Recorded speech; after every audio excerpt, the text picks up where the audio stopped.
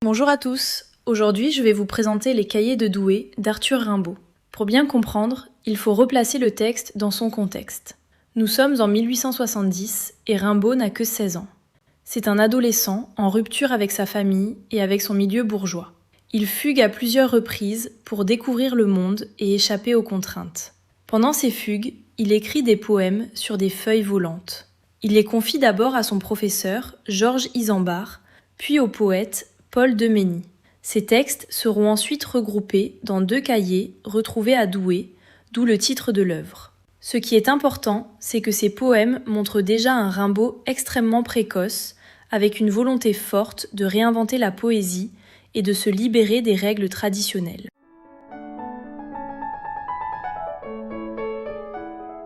Les Cahiers de Douai rassemblent 22 poèmes inspirés par les expériences, les sensations et les réflexions d'un adolescent. On ne trouve donc pas de personnage au sens classique. Le personnage central, c'est le poète lui-même. Autour de lui apparaissent parfois des figures, comme des soldats, des enfants pauvres, des amoureux ou des marginaux. Mais tous ces éléments servent surtout à exprimer sa vision du monde et sa révolte.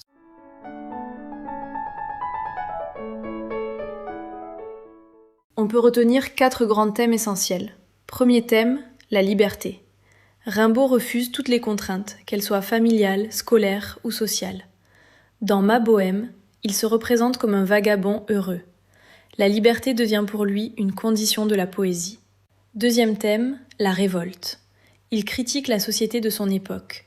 Par exemple, dans Les Effarés, il évoque la misère des enfants. Et dans Le Dormeur du Val, il dénonce l'absurdité de la guerre. Sa poésie est donc aussi une forme de dénonciation. Troisième thème, la nature. La nature est un espace de liberté et d'évasion. Elle permet au poète de fuir le monde adulte et les contraintes sociales. Les descriptions sont très sensorielles et vivantes. Quatrième thème, la naissance du poète. Le recueil montre un poète en construction, qui expérimente différentes formes d'écriture et cherche sa propre voix. On assiste en quelque sorte à la naissance d'un poète majeur. L'idée essentielle à retenir est que chez Rimbaud, la liberté personnelle devient une liberté artistique. C'est elle qui permet l'invention d'une poésie nouvelle. Pour conclure, Les Cahiers de Douai sont une œuvre de jeunesse, mais déjà très forte, dans laquelle Rimbaud exprime sa révolte et son désir de liberté.